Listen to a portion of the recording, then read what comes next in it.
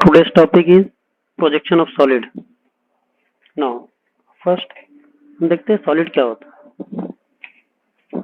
Solid एक 3D object होता है जिसके अंदर लेंथ, ब्रेड्थ, थिकनेस तीनों होती है और it is bounded by surface, जो कि प्लेन भी हो सकती है, कर्व्ड भी हो सकती है या दोनों का कॉम्बिनेशन भी हो सकती है। लास्ट लेक्चर हमने देखा था कि प्रोजेक्शन ऑफ प्लेन में कि प्लेन क्या होता है जिसके अंदर दो डायमेंशन हो, लेंथ और विड्थ या लेंथ और height, but in this case solid in 3 dimension होगी, लेंथ, विड्थ और हाइट। नाउ अब सॉलिड को हम किस तरह से क्लासिफाई कर सकते हैं, तो अलग अलग बुक्स में अलग अलग वेबसाइट्स पर अलग अलग तरीके से सब क्लासिफाई किया है। हम इसमें यहाँ पर सॉलिड को दो तरीके से क्लासिफाई कर रहे हैं।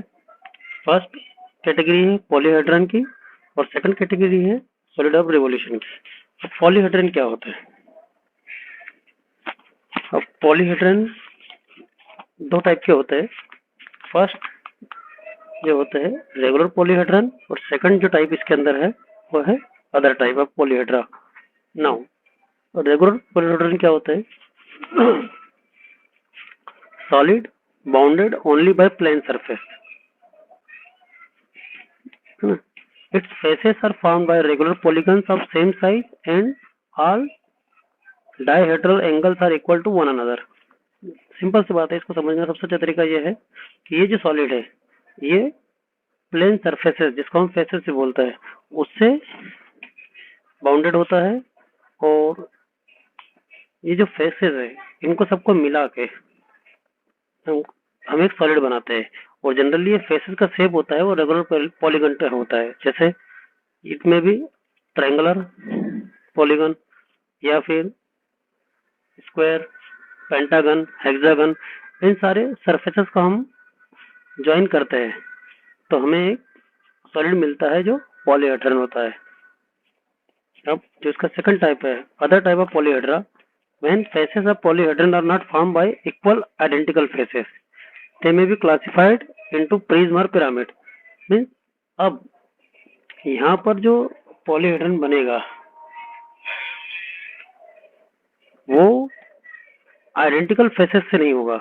मींस जैसे हमने प्रीवियस केस में देखा था पॉलीगन्स में सारे रेगुलर पॉलीगन हो गए और उनको हम अरेंज करेंगे और एक सॉलिड बनाएंगे, पर यहाँ पर सारे आइडेंटिकल फेसेस नहीं होंगे, इसमें कुछ सिमेट्रिकल होंगे, कुछ अलग टाइप के हो सकते हैं। जैसे हमने बात करी प्रिज्म और पिरामिड की, अगर हम पिरामिड की बात करते हैं तो पिरामिड में जो फेसेस होती है वो ट्रायंगुलर होती है और उसका बेस में भी वेरी में भी ट्रायंगल, स्क्वायर, पेंटागन, हेक्सागन जैसा भी हो।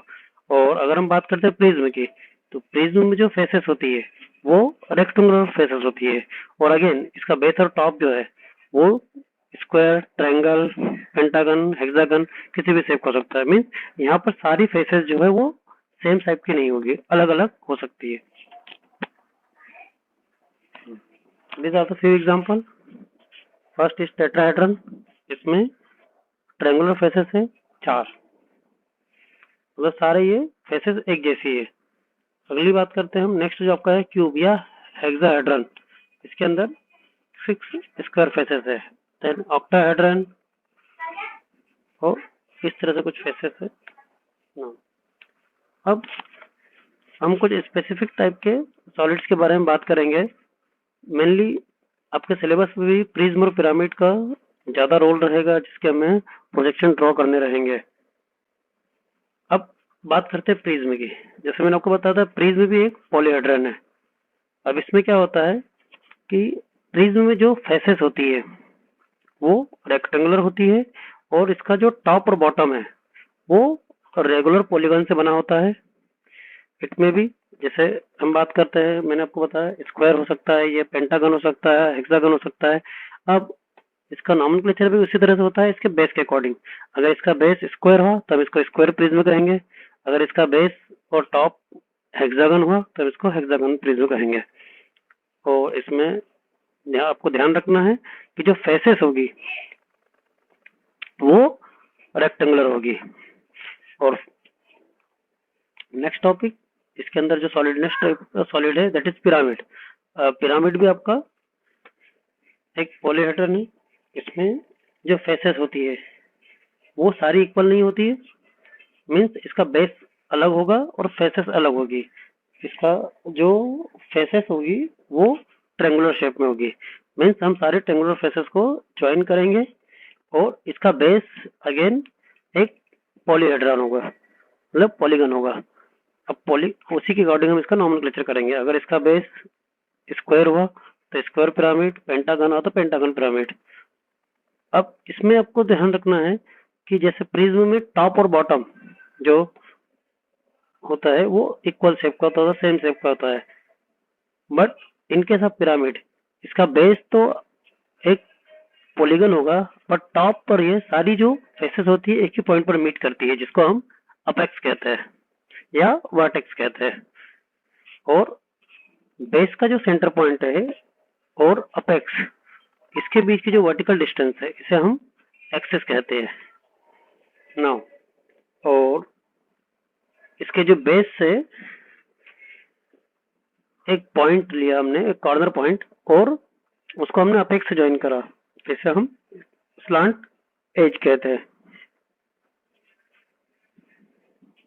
इस तरह से हमारे पास प्रिज्म और पिरामिड हो गए। अब नेक्स्ट है जो सेकंड टाइप आपके पास है, solid of revolution. Solid of revolution कुछ नहीं होता, जब प्लेन फिगर को हम किसी एक साइड के अबाउट रिवॉल्व करते हैं तो हमें जो ऑब्जेक्ट मिलता है उसे हम सॉलिड ऑफ रिवोल्यूशन कहते हैं।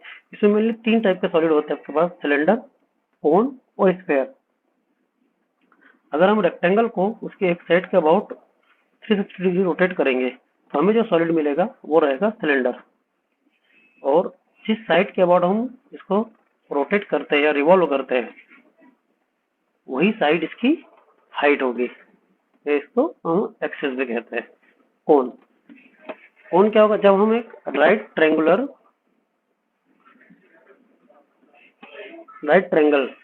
को उसकी एक हाइपोटेनस के अबाउट रिवॉल्व करते हैं तो आपको जो फिगर मिलेगा that is the cone. Sphere, अगर हम एक सेमी सर्कल को उसके डायमीटर के अबाउट रिवॉल्व करते हैं तो हमें जो शेप मिलेगा that is the sphere. Now, अब जब हम सॉलिड पढ़ रहे हैं तो सॉलिड में कभी कभी हमारे पास कुछ डिफरेंस पूछा जाता है एग्जाम में, ट्रंकेटेड एंड फ्रस्टम। ये सॉलिड क्या होते हैं? अब अगर आप प्रिज्म और पिरामिड को कट करते हैं एक प्लेन से और जो पोर्शन आपका बचता है उसे हम आइदर ट्रंकेटेड या फ्रस्टम कहते हैं। अब दोनों में डिफरेंस क्या है? अगर हम एक सॉलिड है, मेनली पिरामिड हुआ, कोन हुआ या प्रिज्म हुआ या सिलेंडर हुआ, इसको अगर हम उसके बेस के पैरेलल कट करते हैं तो हमें जो बचा हुआ पोर्शन मिलता है दैट इज द फ्रस्टम। अगर हमने कोन को कट करा उसके बेस के पैरेलल तो हमें जो मिलेगा that is the frustum of cone. अगर पिरामिड को करा तो frustum of that pyramid. And if the plane is inclined to the base, जो आपका कटिंग प्लेन है वो बेस से इंक्लाइंड हुआ, जैसे इन दिस केस सेकंड वाला केस जो आपको दिख रहा है ये वाला फिगर, इसमें आपका जो कटिंग प्लेन है इस बेस से इंक्लाइंड हुआ। अब आपको जो शेप मिलेगा, जो बचा हुआ शेप मिलेगा that is the truncated solid. ये जो फर्स्ट वाला फिगर है that is the frustum and second one is the truncated solid. This is also truncated solid. This is truncated solid. This is truncated, and this one is the frustum.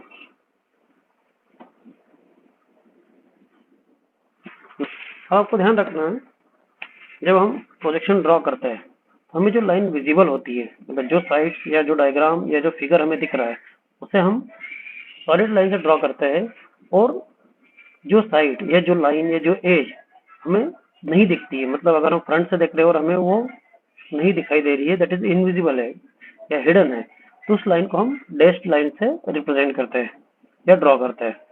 अब जब भी, जैसे हमने last time देखा था projection of plane में, जब हम प्रोजेक्शन ऑफ प्लेन के क्वेश्चन ड्रॉ करते हैं तो हमने कुछ स्टेप्स लिखी थी कि हम किस तरह से प्रोजेक्शन ड्रॉ करते हैं। वैसे ही प्रोजेक्शन ऑफ सॉलिड ड्रॉ करने के लिए कुछ स्टेप्स होती है। जनरली 3 स्टेप्स है, वो नियर अबाउट सेम रहेगी जैसा आपने प्रोजेक्शन ऑफ प्लेन में पढ़ा था, बस थोड़ा सा यहाँ पर डिफरेंस रहेगा, वो हम देखते हैं। स्टेप्स नियर अबाउट मोर और लेस सेम। जैसे फर्स्ट स्टेप वहां पर भी हमारे पास सेम थी, assume initial condition and draw first projection, यहाँ पर भी वही है। अब यहाँ रूल क्या है, अगर हमें इनिशियल कंडीशन को एज्यूम करना है तो किस तरह से करना है। तो सबसे पहले हमें चेक करेंगे, check axis inclination of solid. हमें जो सॉलिड दिया है उसकी एक्सिस किससे इंक्लाइंड है। अब एक्सिस क्या होती है, जैसे मैंने आपको बताया था, अगर हम करते हैं पिरामिड की तो पिरामिड का अपेक्स और पिरामिड का जो बेस का सेंटर पॉइंट है, इन दोनों को जो मिलाती हुई एक लाइन रहेगी, इमेजिनरी लाइन रहती है, ये एक्सिस रहेगी। अगर हम बात करते हैं सिलेंडर की, तो सिलेंडर का टॉप और बॉटम सेम रहेगा, तो टॉप का सेंटर पॉइंट बॉटम का सेंटर पॉइंट इनको ज्वाइन करते हुए एक इमेजिनरी लाइन बना रहे हैं, दैट इज द एक्सिस। अगर हम बात करते हैं प्रिज्म की, प्रिज्म में भी सेम केस है, टॉप और बॉटम का सेंटर पॉइंट को अगर हम ज्वाइन करते हैं imaginary line, that is the axis. तो हर फिगर में हमें एक्सिस पता होती है जो उसकी हाइट को रिप्रेजेंट करती है उस पर्टिकुलर सॉलिड की। तो हम चेक करेंगे कि उस सॉलिड की जो एक्सिस है वो किस प्लेन से इंक्लाइंड है। तो अगर उसकी एक्सिस एचपी से इंक्लाइंड है तो हम क्या करेंगे, उस सॉलिड को हम एचपी पर रखा हुआ मानेंगे, या दूसरा शब्द में हम इसको बोले तो उसकी एक्सिस को हम एचपी के परपेंडिकुलर एज्यूम कर लेंगे। तो इससे क्या होगा, उसका बेस जो है वो एचपी के ऊपर आ जाएगा या एचपी के पैरेलल हो जाएगा। सिमिलर केस, और ऐसा करने से होगा क्या, अगर उसका बेस एचपी के ऊपर आ गया या एचपी के पैरेलल हो गया, तो जब हम टॉप व्यू देखते हैं तो टॉप व्यू में हमें उसका बेस का वो दिखाई देगा।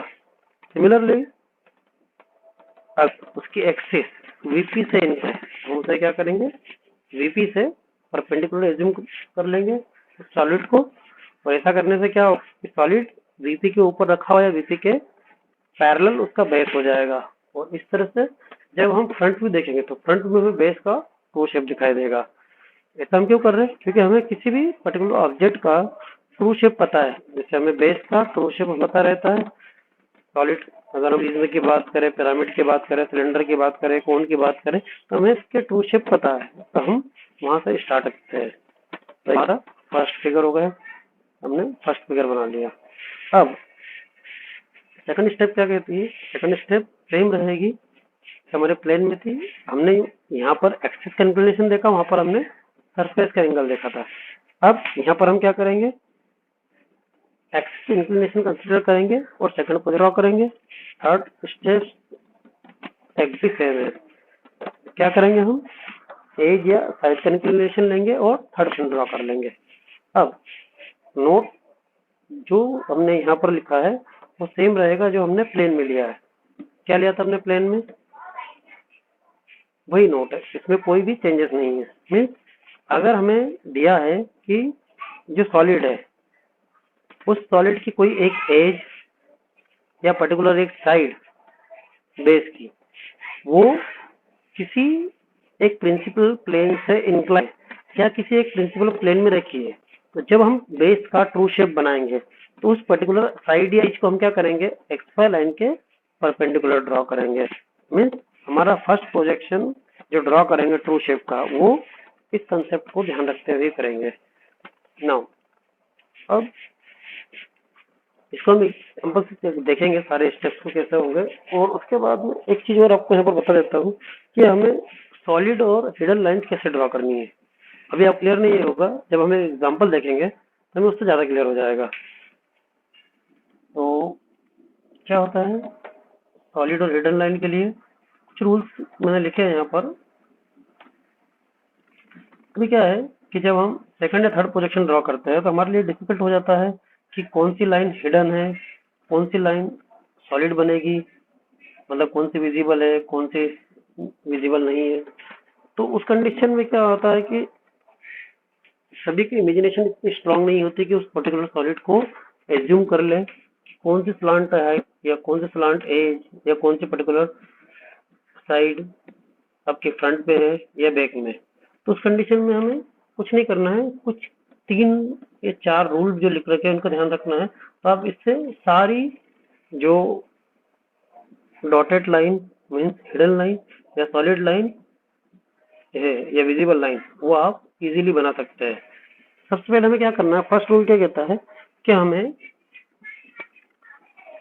सबसे पहले सारे पॉइंट मार्क करने हैं, देन इन सारे पॉइंट को इस तरह से ज्वाइन करना है कि मतलब एक्सट्रीम पॉइंट्स को ज्वाइन करना है, सारे एक्सट्रीम पॉइंट्स को आपस में ज्वाइन करना है और एक क्लोज लूप बनाना है। एक्सट्रीम पॉइंट मतलब सबसे दूर दूर के पॉइंट्स, और इस तरह से करना है कि जब हम एक लूप बनाएंगे तो कोई भी पॉइंट इन इस लूप से बाहर ना हो, मतलब सारे जो पॉइंट है इस लूप के अंदर ही आ जाए। तो हमने एक आउटर बाउंड्री बना ली। देन अब हम चेक करेंगे फर्देस्ट पॉइंट किससे, एक्स वाई लाइन से। हम देखेंगे कि एक्स वाई लाइन से फर्देस्ट पॉइंट कौन सा है। अब हमने चेक कर लिया कि मान लीजिए कोई पर्टिकुलर एक पॉइंट है जो जैसे एग्जांपल मैंने दिया है यहाँ पर डायग्राम में, तो हमने फर्देस्ट पॉइंट चेक कर लिया। अब उस फर्देस्ट से जितनी भी लाइन है जो पास होगी, ये हमें ध्यान रखना है कि उस फर्देस्ट पॉइंट से एटलीस्ट कितनी लाइनें पास होती है। तो वो जो सारी लाइनें होगी वो विजिबल होगी और सॉलिड बनेगी। एग्जांपल में मैंने इसको रेड पॉइंट से डिनोट किया है। अब देखिए जैसे यहाँ पर अब नीचे हम आते हैं, दिस वन, ये आपका सेकंड फिगर है, पॉइंट ए डैश। अब ए डैश से आपकी तीन लाइनें जाएगी। ये जनरली क्या है, ये एक स्क्वायर प्रिज्म है या इसको हम क्यूब भी कहते हैं। अब इस एक पर्टिकुलर पॉइंट से तीन लाइन कैसे जाएगी, जैसे हम बात करते हैं, ये अगर टॉप पॉइंट है तो ए से बी होगा और ए से डी, ये दो एजेस हो गई साइड साइड की एजेस, और एक इसकी हाइट वाली स्लांट एज ए से वन, ये तीन एजेस है। ये तीनों जो पॉइंट एजेस रहेगी इस पॉइंट, ये देखिए ये पॉइंट ए है, ये एक्स वाई से सबसे दूर का पॉइंट है, इतनी दूर है। तो इस अब ए पॉइंट हमारा कहाँ आ रहा, देखिए यहाँ से ए की जो प्रोजेक्शन आ रही और यहाँ से ए वन का जो प्रोजेक्शन आ रहा है, इन दोनों का इंटरसेक्शन यहाँ पर हो रहा। इस पॉइंट से हमने उसको बताया तीन लाइनें जा रही, ए से बी, ए से बी कहाँ हमारे पास, दिस वन, ए से बी, ए से डी और ए से वन। ठीक, ये तीनों लाइनें हमें क्या बनानी है, सॉलिड। अब इसके बाद हम देखेंगे नियरेस्ट पॉइंट रूल।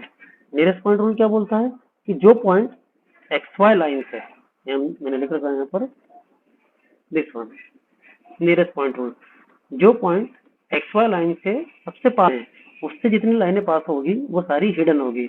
एग्जांपल में बता रखा है इसको ग्रीन पॉइंट से, हम देखेंगे यहाँ पर ग्रीन पॉइंट दिस, ये देखिए ये एक्स वाई लाइन, इससे सबसे पास में कौन सा पॉइंट है, दिस, ये बिल्कुल एक्स वाई लाइन के ऊपर ही, मतलब सबसे नियरेस्ट पॉइंट है। तो इस लाइन से कितने पॉइंट जा रहे हैं, तीन लाइनें जा रही, तीन लाइनें देखिए, तीन, पॉइंट थ्री से टू, थ्री से फोर, है ना, एक इस तरफ होगा एक उस तरफ होगा, तो इस तरह से ये दो एजेस हो गई और एक ये वर्टिकल हाइट थ्री से सी। तो इस तरह से हमारे पास तीन एजेस है, ये तीनों कैसी बननी चाहिए, यहाँ पर हिडन। तो कहाँ पर आएगी ये, यहाँ पर। तो देखिए थ्री से फोर, थ्री से टू और थ्री से सी, ये तीनों हिडन होगी। और आउटर बाउंड्री कैसी होगी, देखो हमें सब पॉइंट मिल चुके हैं, one two B C D four. सबसे पहले हम क्या करेंगे, वन, वन से टू, टू से बी, बी से सी, सी से डी, डी से फोर, फोर से वन। ये हमारी आउटर बाउंड्री हमने सबसे पहले बनाई थी, फर्स्ट स्टेप हमने ये आउटर बाउंड्री बनाई थी। देन उसके बाद में हमने फर्देस्ट पॉइंट लिया था, इससे तीन सॉलिड लाइन, वन से टू, देन दिस, टू से डी और टू से बी। उसके बाद हमने क्या देखा था, नियरेस्ट पॉइंट रूल, तीन, तीन से चार, चार से दो और तीन, सॉरी तीन से दो और तीन से सी। तो ये सारी लाइनें बन गई। अब अगेन अगर हम इस डायग्राम में देखें, यहाँ पर, यहाँ हमने इसको मूव कर दिया, यहाँ से हमारे पास सबसे नियरेस्ट और सबसे फर्देस्ट पॉइंट जो रहेंगे वो हमें चेक करना है। तो यहाँ पर देखिए सबसे फर्देस्ट पॉइंट क्या रहेगा, यहाँ पर this C, X Y line से सबसे दूर का पॉइंट कौन सा है, सी। तो इस सी से जितनी लाइनें जाएगी, सी से कौन कौन सी लाइनें जाएगी आपको ध्यान रखना है, सी से तीन लाइनें जाएगी, सी से बी, सी से डी और सी से ई। ये तीन लाइनें कैसी रहेगी, ये लाइनें रहेगी सॉलिड। तो देखिए सी से बी, सी से डी और सी से थ्री, ये तीन सॉलिड हो गई। अब सबसे नियरेस्ट पॉइंट कौन सा होगा, एक्स वाई लाइन सबसे पास में कौन सा पॉइंट है, वन, वन से अगेन तीन लाइन, वन से टू, वन से फोर और वन से ए, ये 3 लाइनें अगेन, यहाँ लिखा नहीं है ए और यहाँ पर लिखा नहीं है 3, पर आपको यहाँ पर रहेगा ये, है ना।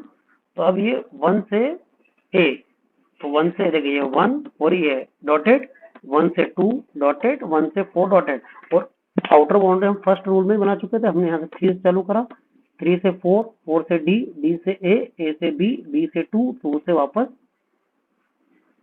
यहाँ पर आ गया। तो इस तरह से हमारा ये कंप्लीट 3 तक डायग्राम हो गया। मतलब मैं 3 से चालू करा, 3 से 4, 4 से डी, डी से ए से बी, बी से 2, और इस तरह से हमारा ये क्लोज लूप बन गया। उसके बाद में हमने ये फर्देस्ट पॉइंट लिया, देन नियरेस्ट पॉइंट लिया, फर्देस्ट पॉइंट से सॉलिड लाइन, नियरेस्ट पॉइंट से हिडन लाइन।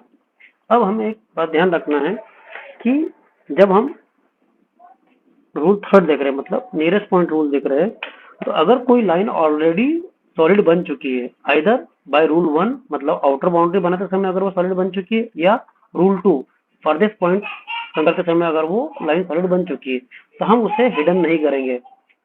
ठीक है, मतलब फर्स्ट प्रायोरिटी रहेगी सॉलिड लाइन की, अगर उसके ऊपर हिडन लाइन आती है तो हमें उसे हिडन नहीं करना है, सॉलिड ही रहने देना है।